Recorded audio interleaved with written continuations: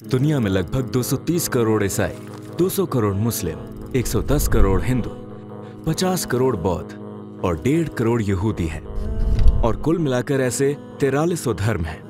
तो ऐसे में कुछ लोग ये पूछ सकते हैं, इतने सारे धर्म में से मुझे इस्लाम को ही क्यों मानना चाहिए? हमें कैसे पता चले कि इस्लाम ही सही धर्म है? क्या हम ये तर्क से साबित कर सकते हैं? हम इसका उत्तर दार्शनिक डेकार्ट द्वारा विकसित की एक बड़े ही दिलचस्प तकनीक के जरिए देंगे। इसे कार्टेशियन स्केप्टिसिज्म कहते हैं। संक्षिप्त में वो कहते हैं, सोचिए कि आपके पास सेबों से भरी एक टोकरी है। आप टोकरी में अपना हाथ डालते हैं और एक अच्छा सेब निकालते हैं। जब आप उसमें दोबारा अपना हाथ डालें और इस बार आपको एक सड़ा हुआ सेब मिले, तो सड़े हुए सेबों को फेंकने के लिए उन्हें एक एक करके निकालना बंद कर दें। कौन सा अच्छा है और कौन सा सड़ा है, इसे जांचने की झंझट में न पड़े। इसके बजाय पूरी टोकरी खाली कर ले और जो सेब अच्छे हैं उन्हें वापस टोकरी में डाल दें। चलिए इस मसले में भी यही तकनीक अपनाते हैं। मेरा मतलब है, क्या हम 4300 धर्मों को एक एक करके देख सकते हैं? मुझे नहीं लगता। तो फिर चलिए ब्रह्मांड में मौजूद सुरागों को तर्क और बुद्धिमत्ता का उपयोग कर देखते हैं। आइए हम इन सुरागों के माध्यम से एक सच्चे धर्म में जो शर्तें होनी चाहिए उन्हें निर्धारित करें। चलिए इन्हीं संकेतों को इस प्रश्न का सीधा उत्तर देने देते हैं कि इस्लाम क्यों। अब जब आप एक इमारत खड़ी करते हैं तो सबसे पहले उसकी नींव डालते हैं, है ना?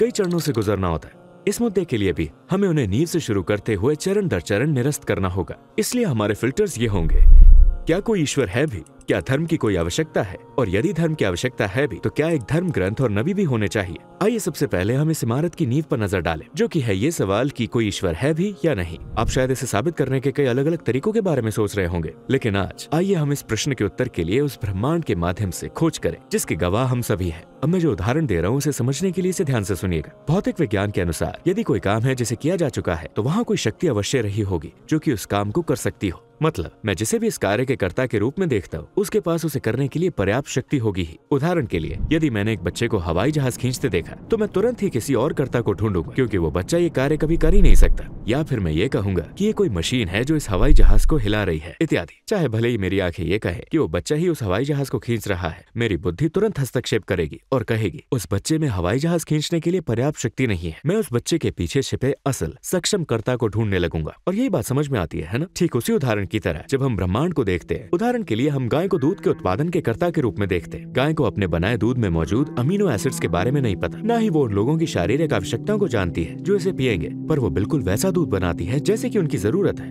इसके अलावा ये दूध का उत्पादन कुछ ऐसा खाकर करती है जो कि सबसे व्यर्थ लगता है, घास।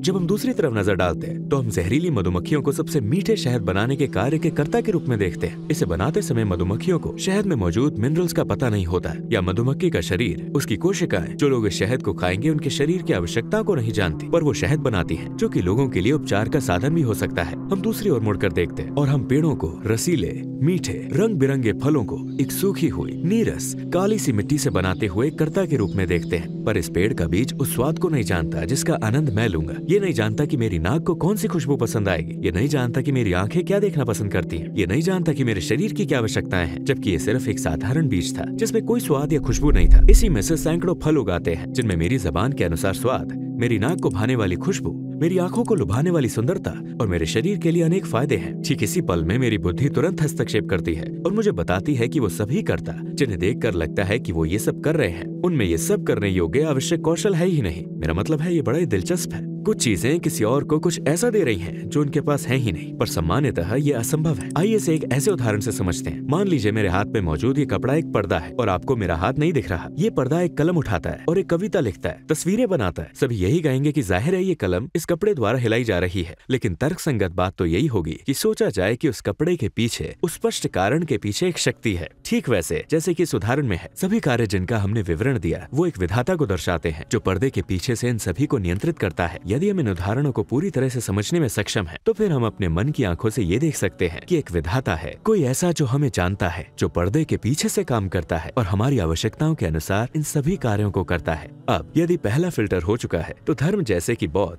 जैन और दार्शनिक आस्था जैसे कि नास्तिकता, अनीश्वरवाद, प्रकृतिवाद और संशयवाद खारिज हो जाते हैं, क्योंकि एक विधाता तो अवश्य ही होना चाहिए, चाहे आप उसे जिस भी नाम से पुकारें। अब चलिए हमारे दूसरे फिल्टर की ओर बढ़ते हैं। यहाँ हम तर्क विज्ञान द्वारा दी गई तुलना पद्धति का प्रयोग करने वाले। इसे मैं इस तरह से समझाता हूँ। जब हम अपने आसपास देखते हैं तो आगे बताया जाने वाला नियम हमेशा और हर जगह स्थिर रहता है। अगर हमारे सामने कोई रचना या उत्पाद है तो इसे बनाने वाला व्यक्ति इसे सबसे अच्छी तरह जानता है। साथ ही इसके बारे में जब भी कोई बात करेगा तो सबसे पहला व्यक्ति जिसे इस पर बोलने का अधिकार होगा वो वही होगा जिसने इसे बनाया है। उदाहरण के लिए जब मैं एक फोन खरीदता हूँ तो उसके साथ एक यूजर मैनुअल मिलती है, सही। इसे देकर एक तरह से निर्माण करने वाली कंपनी मुझसे कहती है हमने ये फोन बनाया है। फिर तर्क के मुताबिक हम इसे सबसे अच्छी तरह जानते हैं, इसके छोटे से छोटे विवरण तक, और ये मैनुअल देकर हम इस तथ्य को प्रदर्शित कर रहे हैं। ये बात साधारण उत्पादों में भी होती है। फिर हमारा दिमाग ये प्रश्न पूछता है, जब साधारण चीजों के लिए भी यूजर मैनुअल होते हैं तो क्या ये संभव है कि इस ब्रह्मांड के बनाने वाले ने, जिसने पूरी मानवता को बनाया और उन्हें इस दुनिया में भेजा, उनके मार्गदर्शन के लिए कोई यूजर मैनुअल ही न भेजा? मानव इतिहास के दौरान संपूर्ण मानवता ने हमेशा ये प्रश्न किए हैं, कौन हूँ मैं कहाँ से आया हूँ, मैं कहाँ जा रहा हूँ, इस जीवन में मेरा उद्देश्य क्या है?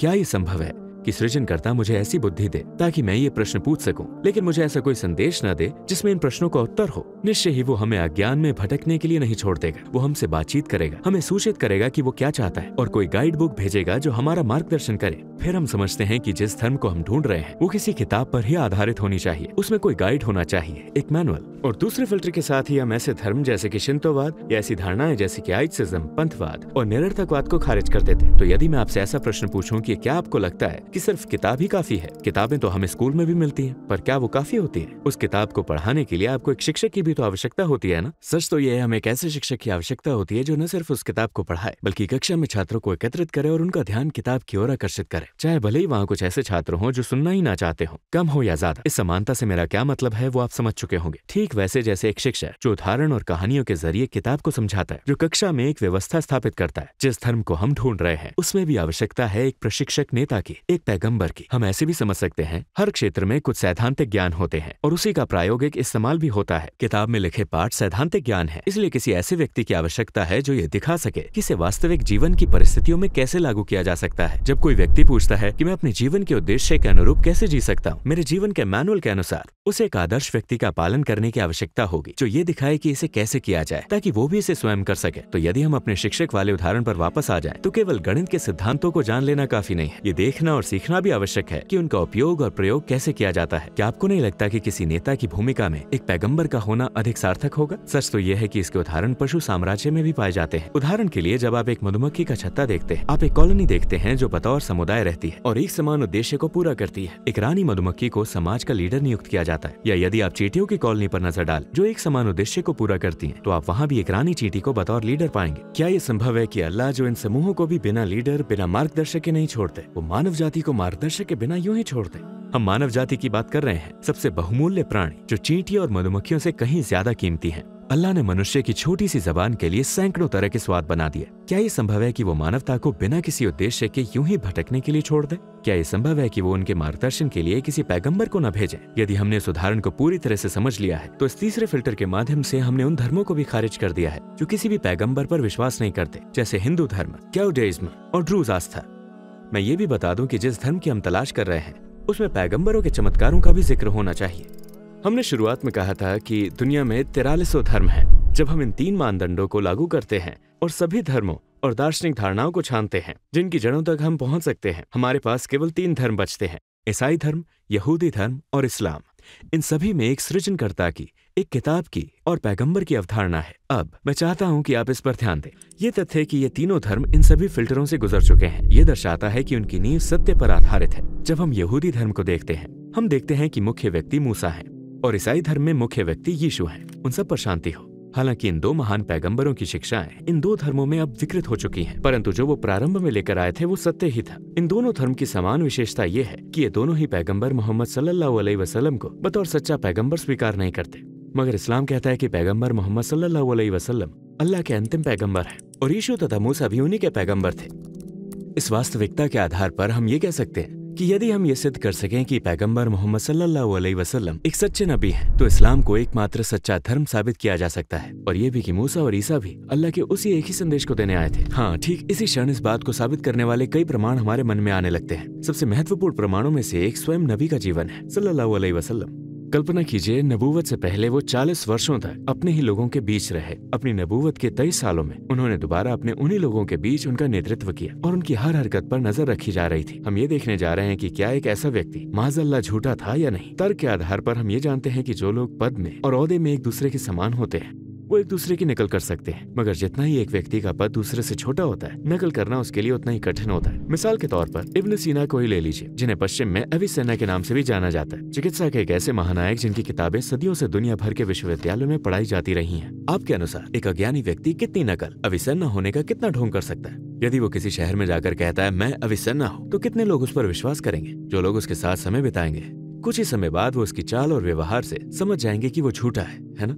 एक धोखेबाज गरीब व्यक्ति किसी सुल्तान की नकल नहीं कर सकता। थोड़े ही समय में उसकी हर चीज चीख चीख कर बताने लगेगी कि वो एक ढोंगी है। चलिए मान लेते हैं कि उसने उनकी नकल कर ली, लेकिन वो कब तक लोगों को धोखा दे सकता है? थोड़ी देर बाद उसका झूठ किसी न किसी तरह सामने आ ही जाएगा। क्या हमें इस तुलनात्मक तर्क को नबी मोहम्मद सल्लल्लाहु अलैहि वसल्लम पर लागू करना चाहिए? वो जो धर्म लेकर आए वो उनके बारे में ये कहता है, ये वो व्यक्ति हैं जिन्हें अल्लाह ने अनगिनत लोगों में से एक चुनकर एक नबी बनाया है। अल्लाह के आखिरी नबी जिन्हें पूरी मानव जाति के लिए भेजा गया है, सभी लोगों में सर्वश्रेष्ठ और सबसे नैतिक है। अब यहाँ पर दो संभावनाएं हैं, या तो ऐसा सच में है या माज़अल्लाह वो झूठे हैं। लेकिन आपको याद होना चाहिए कि जो व्यक्ति उन्हें झूठा घोषित करता है वो उन्हें कोई साधारण झूठा नहीं मान सकता। आपको इन्हें इतिहास का सबसे बड़ा झूठा मानना पड़ेगा, क्योंकि उन्होंने इतने उच्च पद पर होने के बारे में झूठ बोला था। आपको उन्हें किसी ऐसे व्यक्ति के रूप में स्वीकार करना पड़ेगा जो ईश्वर को नहीं मानता, नहीं डरता कि वो उसे सजा दे सकते हैं, और जो अल्लाह के नाम पर झूठ बोलता है। चलिए मान लेते हैं कि उन्होंने ऐसा किया भी। क्या वो 23 वर्षों तक इसे निभा सकते थे? कुछ लोग शायद ऐसे हों जो सोचते हो कि नबी सल्लल्लाहु अलैहि वसल्लम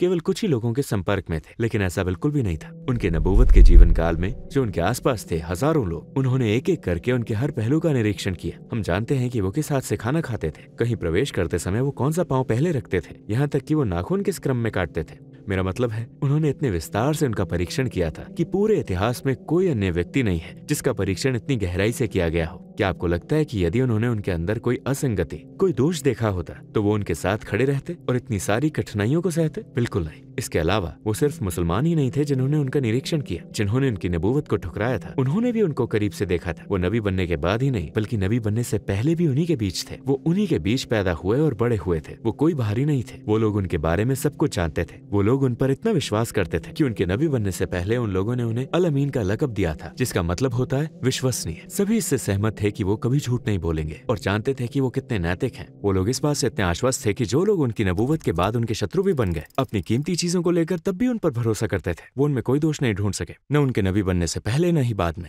जो एकमात्र दोष उन्होंने निकाला वो ये था कि उन्होंने उन्हें जादूगर और टोने टोटके करने वाला कहकर बदनाम किया, और कुछ नहीं। एक व्यक्ति जो झूठ बोलने जा रहा, इसे उसे कुछ दुनियावादी फायदा होना चाहिए, है ना? लेकिन वो जो करते थे उसमें उनका अपना कोई लाभ नहीं होने वाला था। इसके विपरीत उनमें कुछ ऐसी चीजें थी जो उनके लिए चीजों को और कठिन बना देती थी। वो कई कई दिनों तक रोजे रखते थे। कभी कभी गरीबी के कारण वो बिना सहरी और इफ्तार के रोजे रखते थे। आयशा रज़ियल्लाहु ताला अन्हा कहती है, कभी कभी 2-2 महीने तक उनके घर में कोई खाना नहीं बनता था। वो ऐसी चीजें खा लेते थे जैसे खजूर। वो इबादत करते, रात के समय घंटों नमाजें पढ़ते। क्या है तहज्जुद की नमाज? क्या ये रात के अंतिम तीसरे पहर में नींद से जागना और नमाज पढ़ना नहीं है? मुसलमानों के लिए नमाज सुन्नत है, यानी वैकल्पिक, लेकिन नबी सल्लल्लाहु अलैहि वसल्लम के लिए ये फर्ज था, यानी अनिवार्य। वो अपने आप को रात के उस समय जब कोई उन्हें देख भी न रहा हो इतनी मुश्किल में क्यों डालते, सिर्फ एक झूठ की खातिर? जिस धर्म को वो लेकर आए थे उसका पालन 23 वर्षों तक वो दूसरे से बेहतर करते हैं, दूसरों से अधिक नमाजें पढ़ते हैं। उन्हें गुनाह न करने की चिंता किसी और की तुलना में कहीं ज्यादा है। क्या दुनिया के सबसे बेहतरीन झूठे में इनमें से जरा सी भी विशेषताएं होंगी? इन सब में फायदा कहाँ है? क्या वो ये सब प्रतिष्ठा, धन और औरतों के लिए कर रहे हैं? ये सब तो उन्हें विरोधी पक्ष की ओर से पेश किए गए थे, और उनका जवाब हमेशा वही होता था,